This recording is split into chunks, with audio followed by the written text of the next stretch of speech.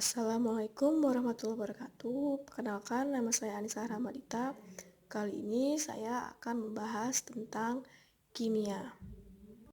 Nah, chemistry di dalam bahasa Arab berarti kimia dan mirip dengan bahasa Perancis yaitu de atau al sehingga menjadi alkimia.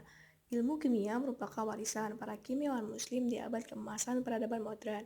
Para ilmuwan modern mengakui dasar-dasar ilmu kimia modern diletakkan oleh para kimiawan muslim. Will Durant, seorang ilmuwan Jerman, dalam bukunya The Story of Civilization for the Age of Faith, mengakui bahwa kimiawan muslimlah yang meletakkan fondasi ilmu kimia modern dengan memperkenalkan observasi yang tepat, eksperimen terkontrol, serta catatan atau dokumen yang teliti. Sedangkan bangsa Yunani hanya sebatas melahirkan hipotesis yang samar. Di dalam buku ini dijelaskan 3 tokoh ilmuwan muslim di bidang kimia. Yang pertama itu Jabir Ibnu Hayyan. Beliau ini merupakan bapak kimia modern. Jabir Ibnu Hayyan di dunia barat dikenal dengan nama Jaber. Beliau merupakan anak dari seorang ahli obat-obatan sehingga lebih banyak menghabiskan waktunya di laboratorium. Beliau berhasil menyusun dan menyempurnakan proses pencairan, kristalisasi, sublimasi, penyulingan, pemurnian, penggabungan, oksidasi, penguapan, penyaringan, dan dapat mengklasifikasikan bahan gas, logam, dan senyawa. Penemuan penting lainnya adalah penemuan tentang asam. Dan beliau dapat menemukan asam sulfat, nitrat, dan asam hidroklorat yang sangat penting di kimia industri dalam mengeluarkan zat logam.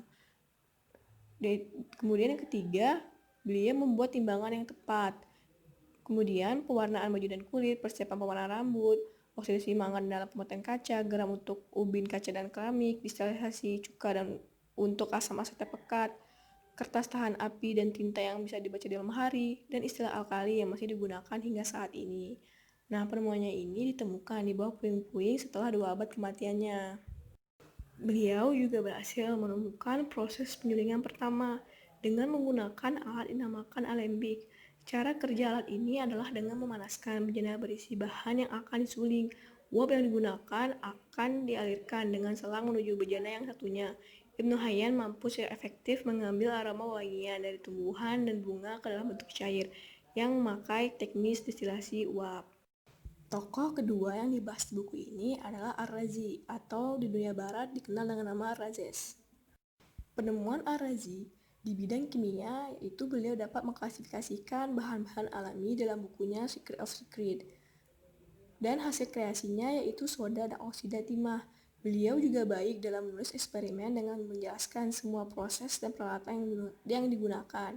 Beliau juga diakui sebagai petak dasar penting dalam mendirikan kimia modern dengan mendesain, menjelaskan, dan menggunakan lebih dari 20 alat yang sampai sekarang masih digunakan. Nah, ini merupakan gambaran Ar-Razi sedang di laboratoriumnya di Baghdad pada abad ke-9. Ilmuwan ketiga yang dibahas di buku ini adalah Al-Kindi. Sebenarnya Al-Kindi ini lebih dikenal sebagai filsuf pertama Islam. Penemuannya di bidang kimia yaitu karyanya sangat banyak diterjemahkan ke dalam bahasa Latin. Bukunya De Gradibus menjelaskan tentang kompleks obatan senyawa yang diturunkan secara sistematis dari kualitas dan kadar sampel komponen, kemudian memiliki hubungan geometris antara peningkatan kuantitas dan tingkatan efektivitas.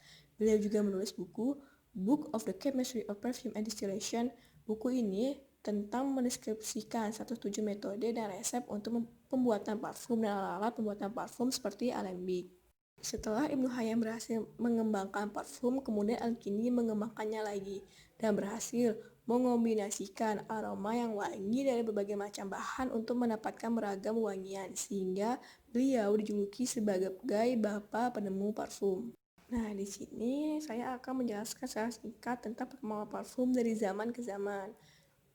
Pada abad ke-8, Jabir Ibnu Hayyan menemukan proses destilasi, kemudian dilanjutkan oleh Al-Kindi dengan berhasil mengombinasikan aroma wangi dari berbagai macam bahan.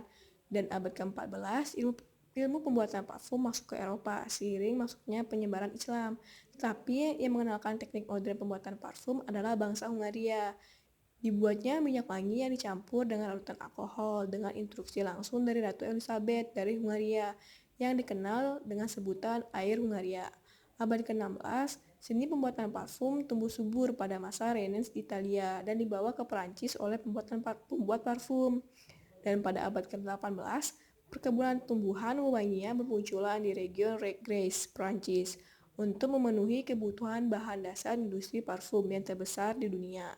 Hingga sekarang, Prancis dikenal sebagai pusat perdagangan dan pembuatan parfum di Eropa.